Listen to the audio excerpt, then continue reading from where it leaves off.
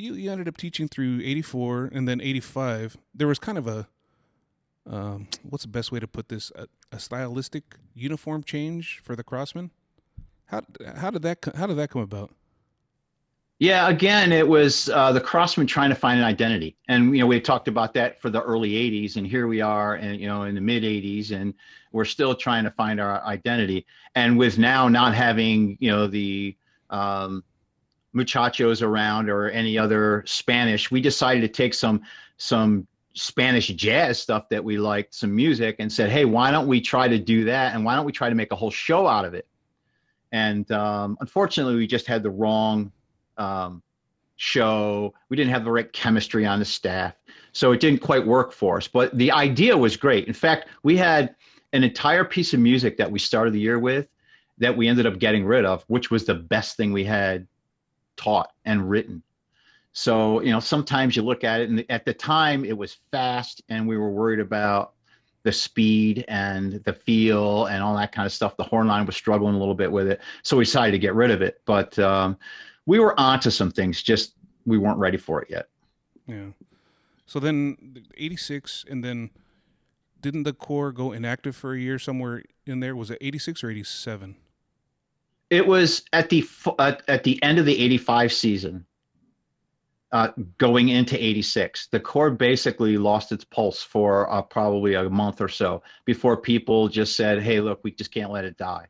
And then some people got together and decided to reorganize and try to put it all back together. And I'll tell you, to this day, it's our greatest accomplishment, because we took what was nothing.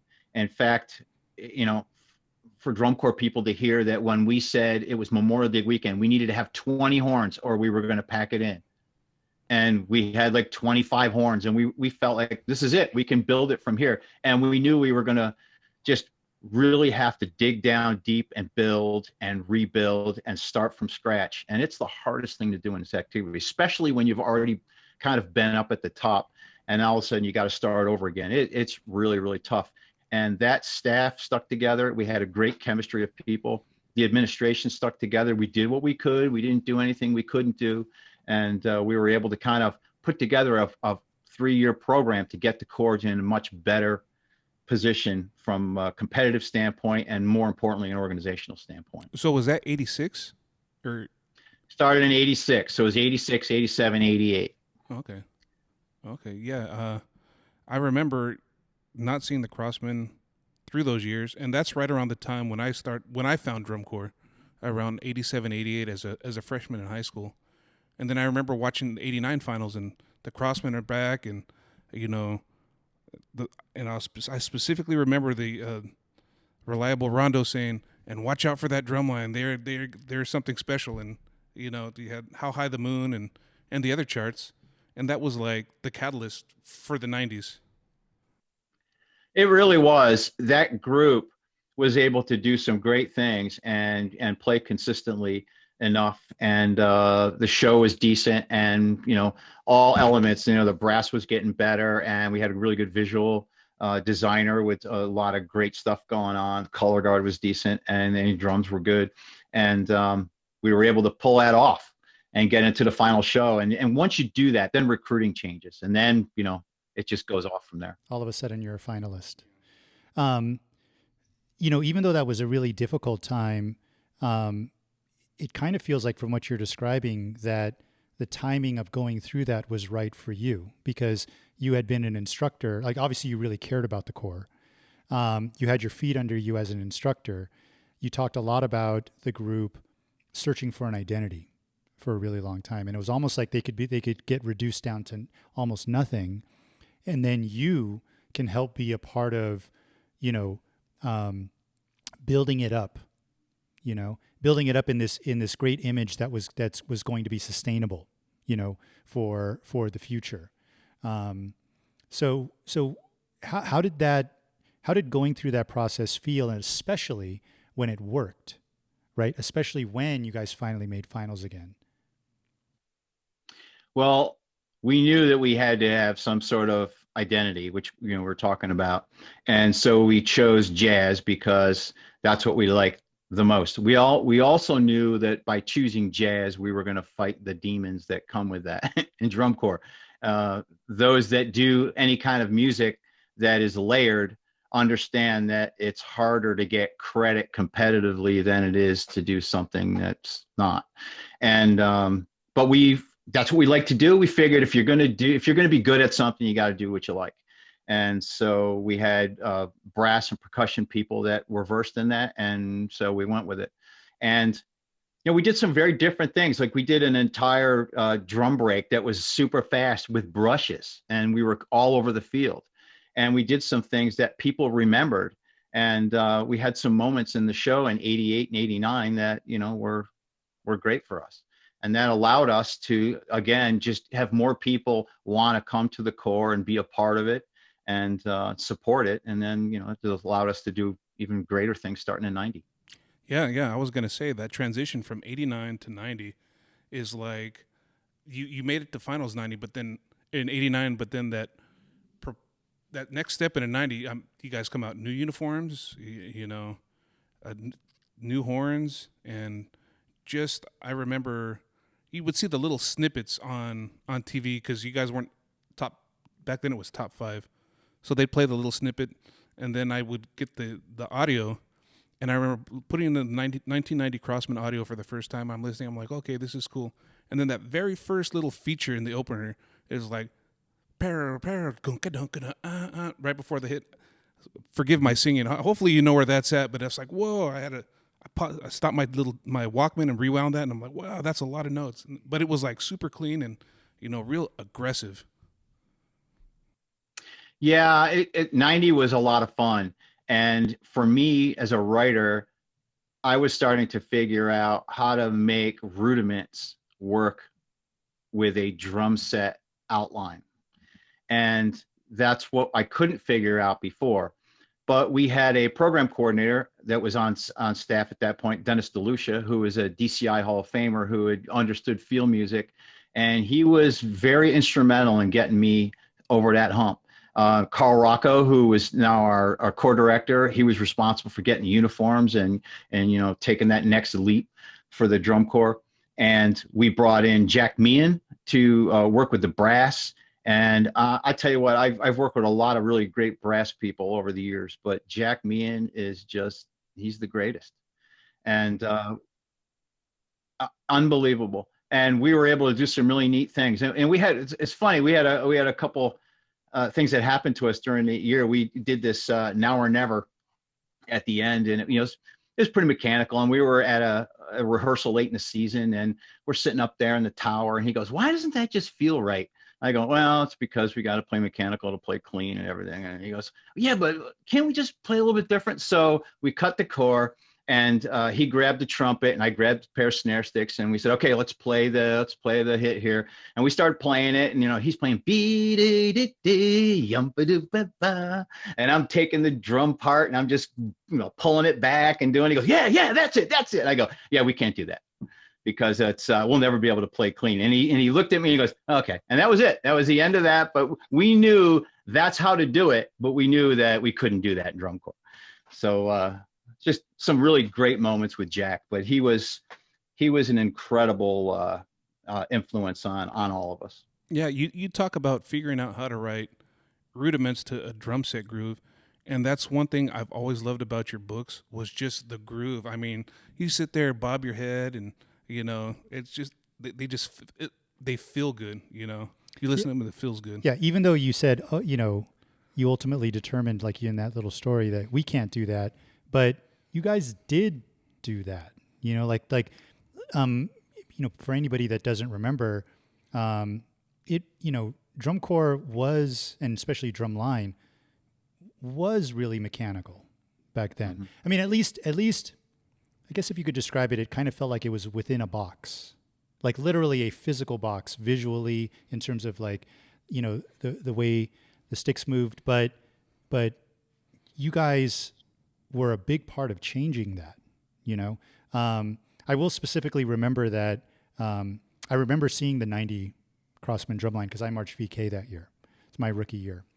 And just going like, whoa, there is really something here. So when you guys came out in 91, which I imagine was a really like great year for your identity, especially as a percussion section, for people that had either heard it or witnessed it, that was no surprise. I mean, you guys were definitely on the rise and ready to shake things up. I don't know if that was your intent, but definitely establishing a very clear like style, identity, and opening up what was possible as far as expression on the field.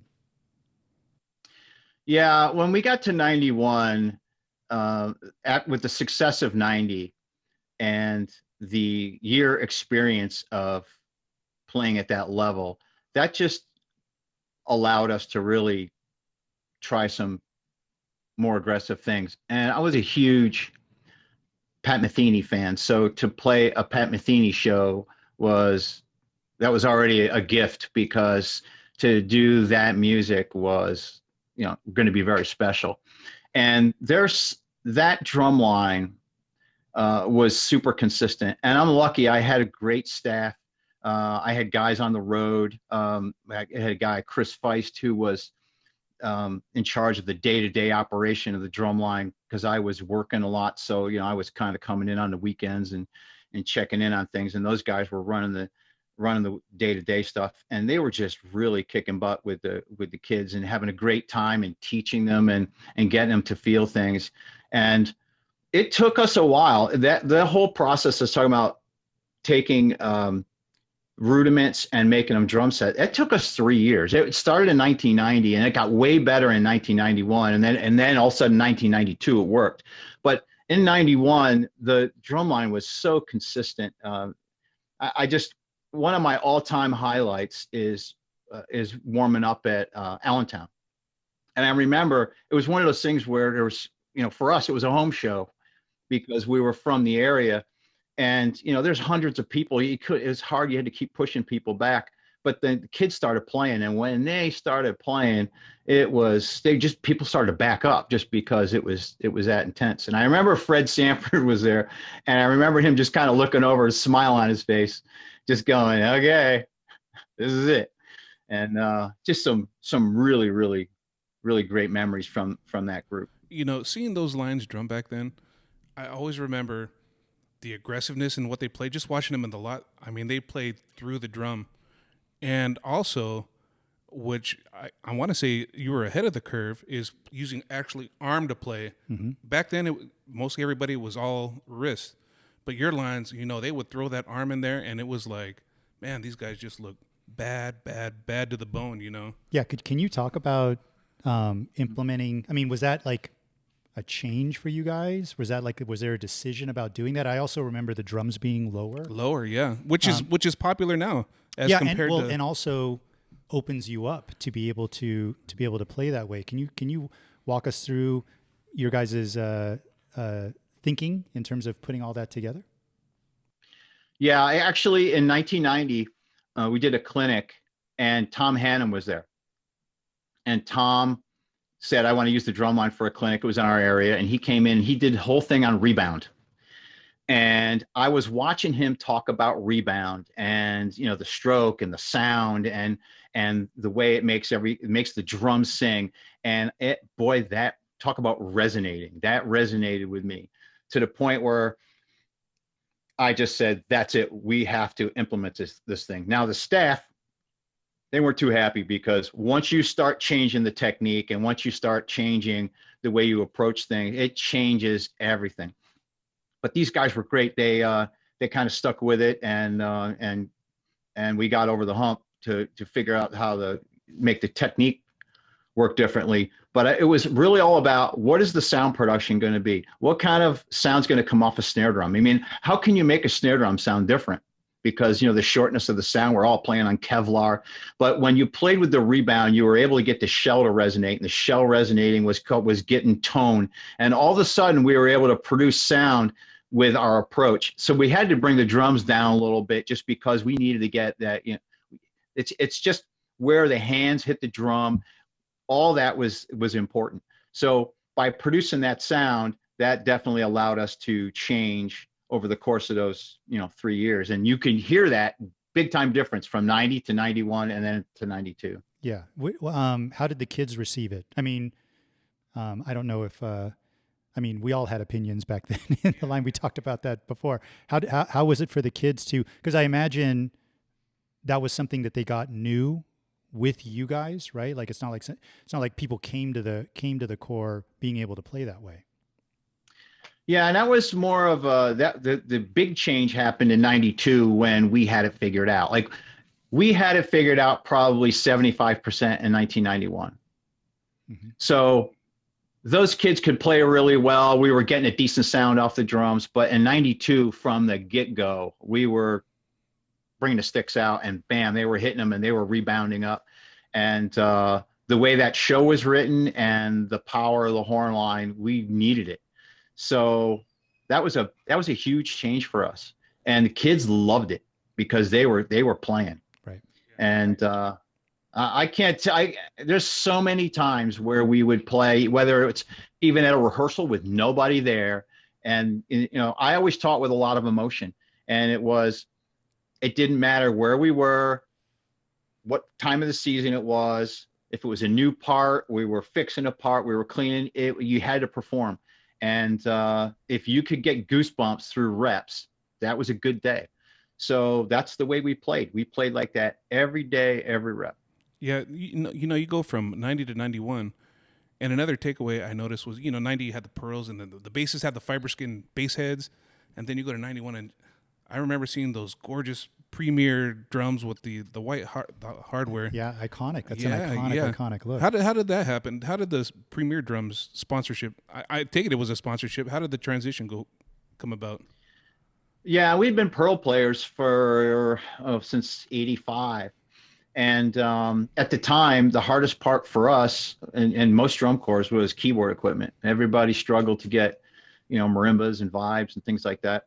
And Premier, who their corporate headquarters was right over the bridge in Morristown, New Jersey, and Dennis, who had been affiliated with Premier, those two guys together kind of brought me over and said, "Hey, look, would you consider, playing Premier? We could set you guys up with all new drums and all front ensemble equipment." And that's all we really needed to hear, because we needed that to get to the next level. We had to play on better equipment. And so we went that route, and we love the Premier drums. I mean, the tenors were hard to get going. It took us a few years to kind of figure those things out, and the company. But the snare drums and the bass drums were just insane. Yeah. So go ahead, George. No, I was just going to say it's actually really interesting that, because, I mean, you don't have to say it, but we'll say it. Those lines were special.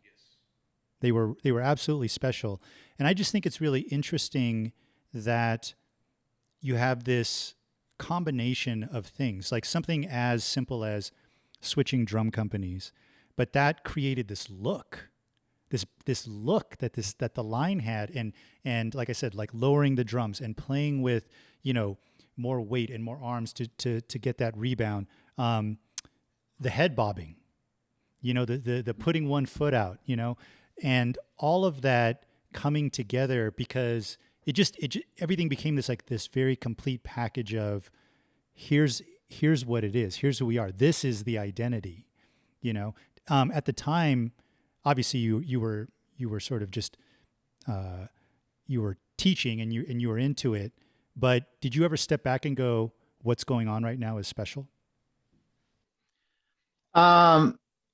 It's hard, because my head was always so deep into the product and to the kids, that I struggled sometimes to see the big picture. That was a fault of mine, because that's all I cared about was those guys, that entire group of players, just everyone loving them and just making an impact on the audience. That's all I was consumed with that.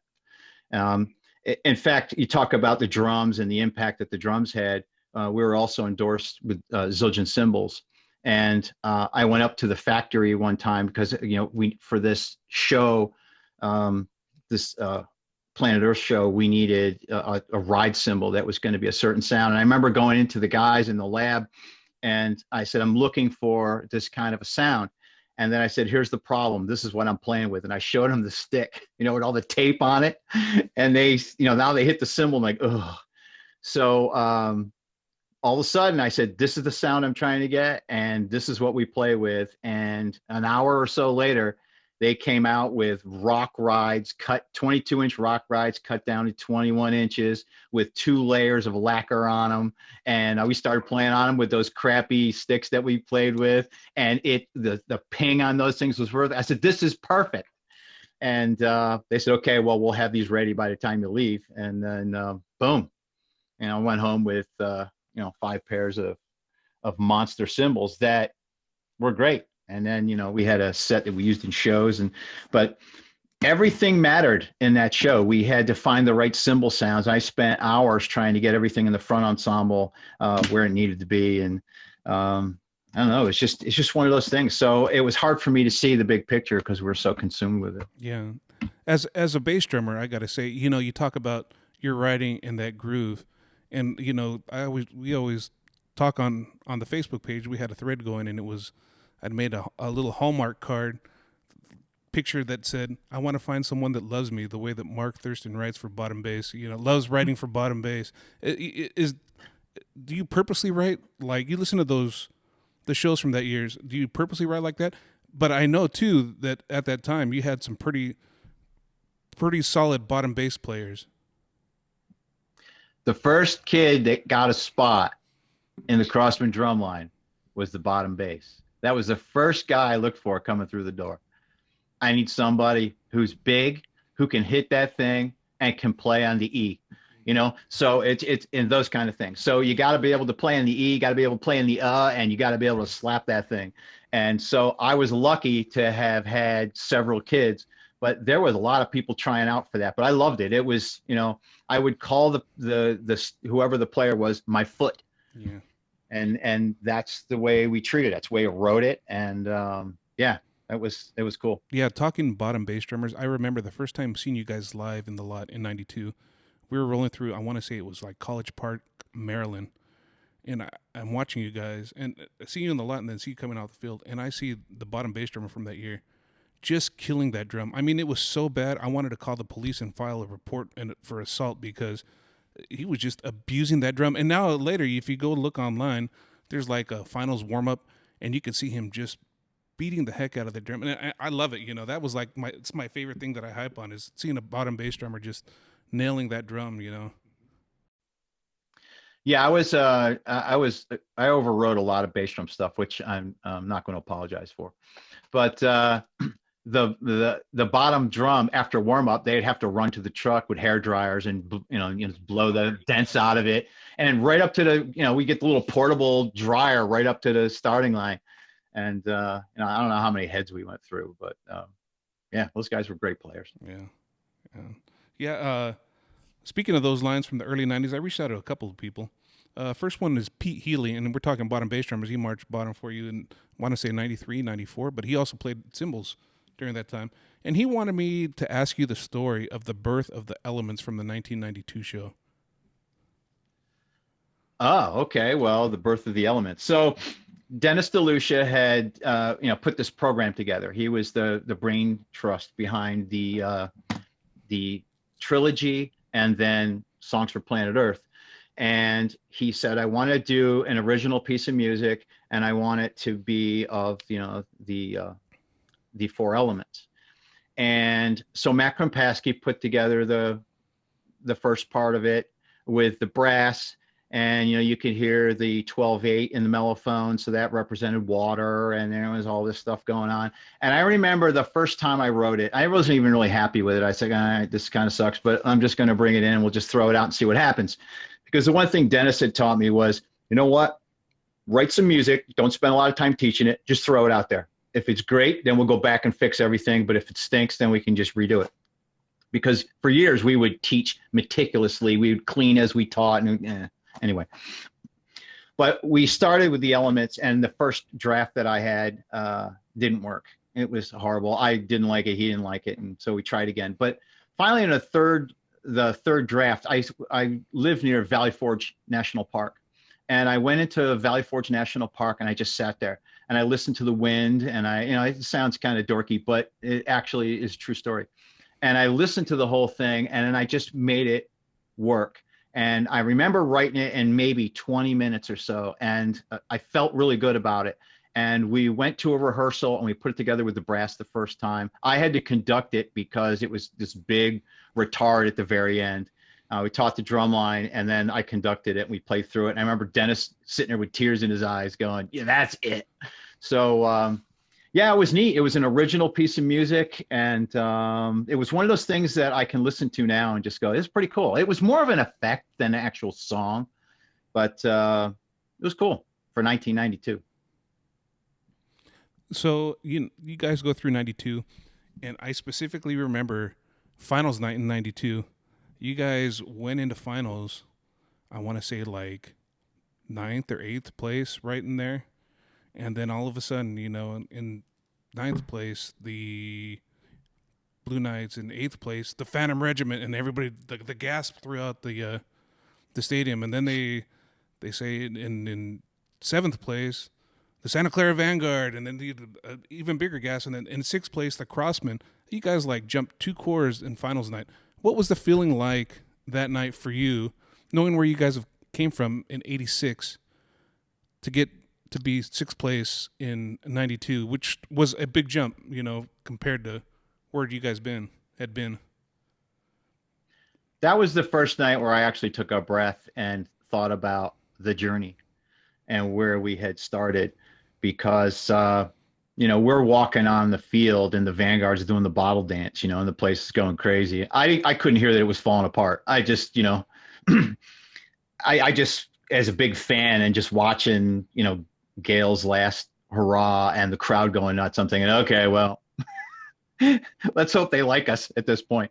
And the drum corps was absolutely on fire that night. And they were like that all week. And, we had a couple parts in the show that really never worked for us, and they had worked that day at rehearsal. In fact, one of the greatest moments ever, Shorty Bartholomew was doing the brass, and I were at the end of the Rainforest thing, and we did this big pass through, and the brass, it never really quite worked. Whenever they passed through each other, they always went down a little bit, and they never pushed. And we really wanted them to get that part right, and we pushed it, and it was perfect. And the rep came to an end, and the two of us are up there screaming like a bunch of little girls, and okay, I'll set it up and do it again. But the core was great that night. They did the same thing in the show that night. The drum line was on fire, and nothing really mattered after that. It was just, when you experience that kind of a high as a staff member, watching your students just really bring it and people love them, there's nothing better than that. Nothing really mattered. And the fact that the score thing worked out, that's cool. But it was just the euphoria of that performance. And to me, that's what drum corps is all about. It's about that moment when you're performing or you're an audience member and somebody's really bringing it. Because we've all been in the audience when somebody really just brings it. And there's nothing like it. And that's what makes it so great. So, yeah. Yeah. Also from that era, I reached out to Ed Eberhardt, and he had a couple things, but first off, he wanted to ask, from your perspective, what role did his dad, Jack Eberhardt, play behind the scenes during the success of the early 1990s? Well, his dad was a super quiet guy who ended up getting a lot of things administratively done. There were people involved with the Crossmen at that time that if they didn't get that done, we would have not gotten down the road. And his dad was one of those guys. And, every drum corps has people that pretty much go unnoticed a lot because they just do their thing to get you down the road. And they're not performing that night. They're, people don't know who they are, but without them, you don't exist. And he was one of those guys. That's cool.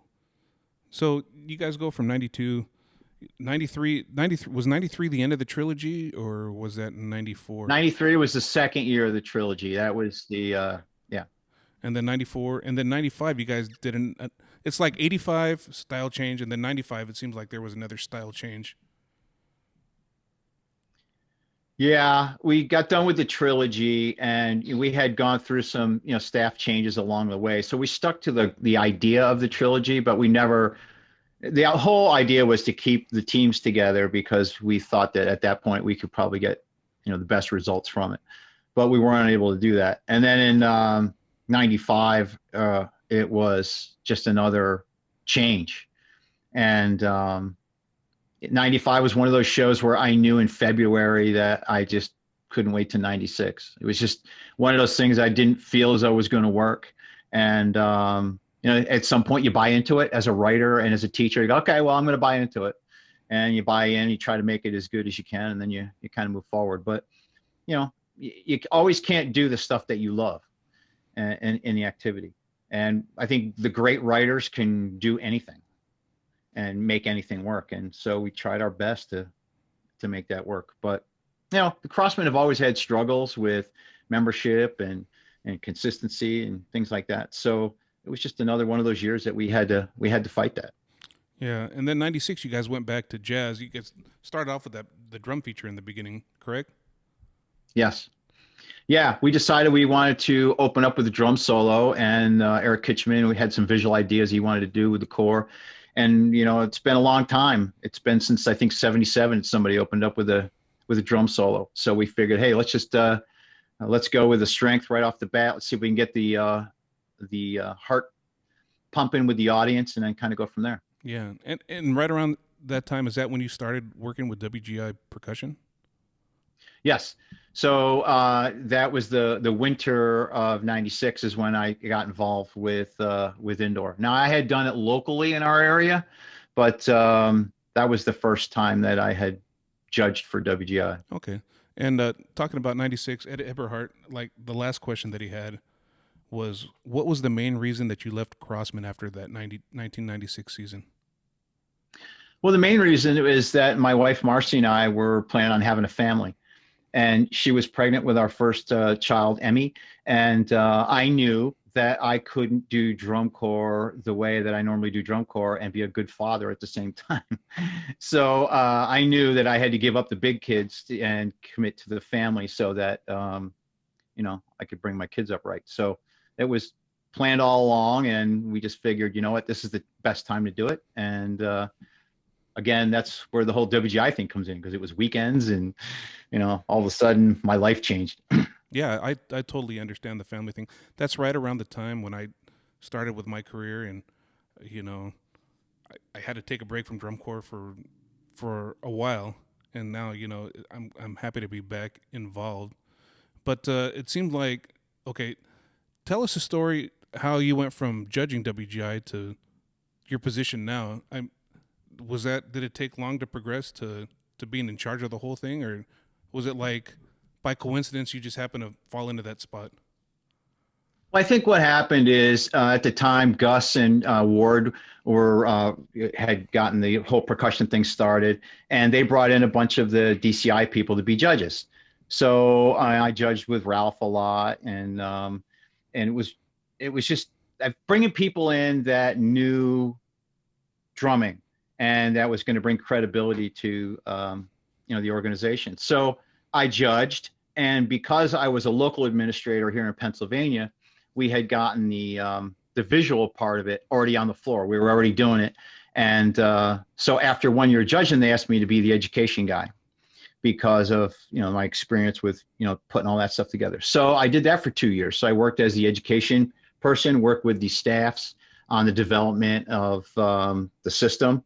And then in 1999, I took over as director of percussion, and I still do that to this day. Yeah, I remember, here on the West Coast, it was mostly outdoor drumming what we had. And I remember you would get the groups like Mission Viejo High School and Ayala High School saying that they're going to go do indoor. And I remember hearing that, and it didn't really, at the time, indoor drumline, is that ever going to be a thing? And now look where we're at now, Yeah, and when I was at Blue Devils, Dave Glide had a lot of success with was it Clovis West High School in the mid '90s. So we'd heard about it through that, but we really didn't have a sense of what it was. In that period of the mid to late '90s, when you were helping it grow, basically, or you were definitely there during that growth period. What did you? I don't know. It's kind of a broad question, but what did you think of it? Because obviously, it was not as much of a departure back then than it is now, but it still was a bit of a departure from what you would normally see. What did you see back then as far as like what differentiated this from what was going on outside? My experience in drum corps and all my years with the Crossmen, there was only a handful of times where the brass and the percussion were on par with each other. And so I always struggled with, the brass, getting the brass thing.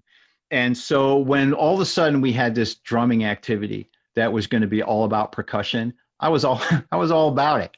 Let's just, this is going to be great. And what indoor percussion is now, and it was very obvious to me that it was going to be like that, was that in drum corps, the percussion and the color guard is pretty much in support of the brass. And that's their role. Where indoor percussion, it's all about percussion. You have to produce melody. You have to be able to sustain, effectiveness, and you have to do it all by yourself. And that was super interesting to me. And, that drew me to it. And I knew that we could take that concept and really make percussion, indoor percussion, as great as indoor color guard was at the time. Because you watched indoor color guard at the time, you're like blown away. And so we knew we could do that. And for me, it was an opportunity to do that and do it all with drums, and I was all about it. Yeah. Before we get too deep into the WGI thing, there's one thing I forgot to close out with the drum corps, your drum corps era. Dude, the Thurston Lick.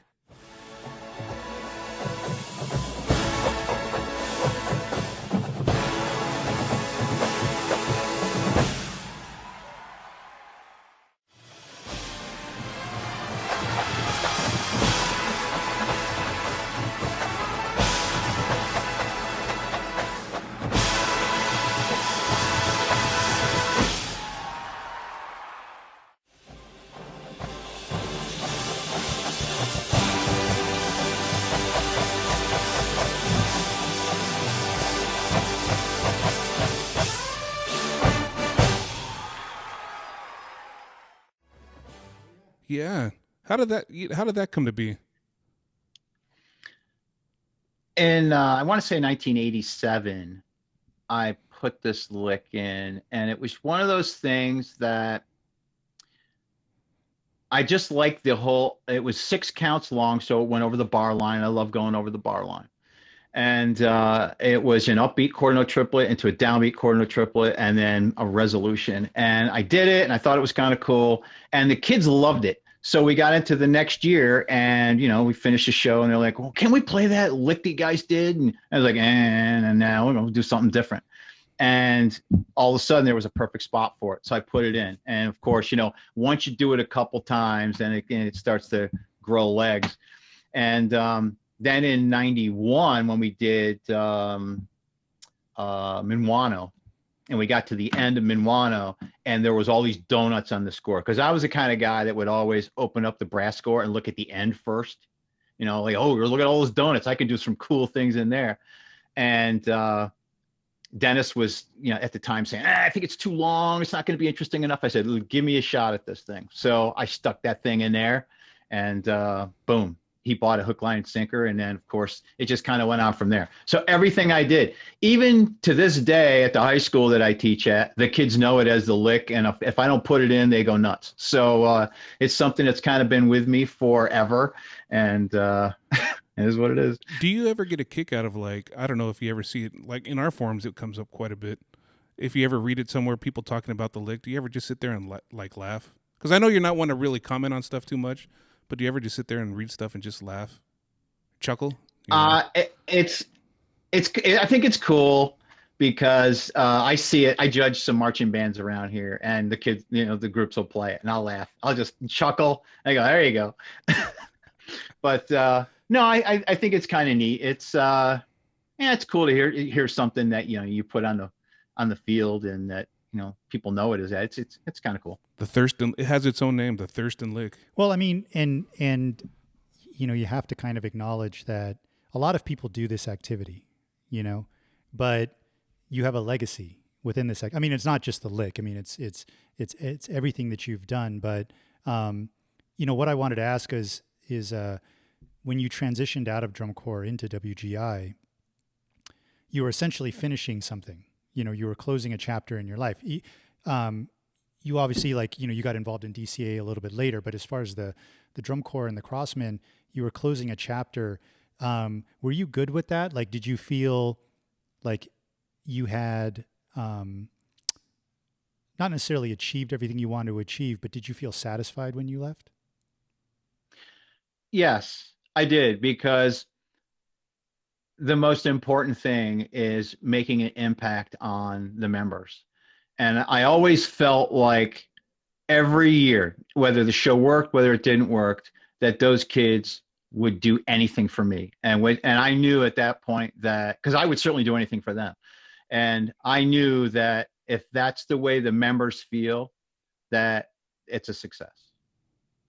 Yeah. In '92, I got to see you guys in Allen. We performed right around the same time in Allentown, and I remember standing there at the gate, and it was like during the pre-show, and I see this ghostly-like figure, phantom-like figure in the back stands, and I see him open it up, and it's Bones, the Crossman Bones. I didn't know anything about that at the time, but I have never seen a group of people hype up as much as I saw the drumline hype up that night when they saw Bones. Is that like, do you still see Bones, and does it like mean something special to you whenever you see him pop up? Well, I've seen Bones, or a version of Bones, for many, many years. And as a member, it was always a hype when that Bones guy would show up. But it's cool. It's something the corps has. I mean, everybody's got there's a few corps that have their thing, and that's what the Crossmen have, and it's pretty neat. It represents that when all else is gone, the Bones remain, and it's pretty cool.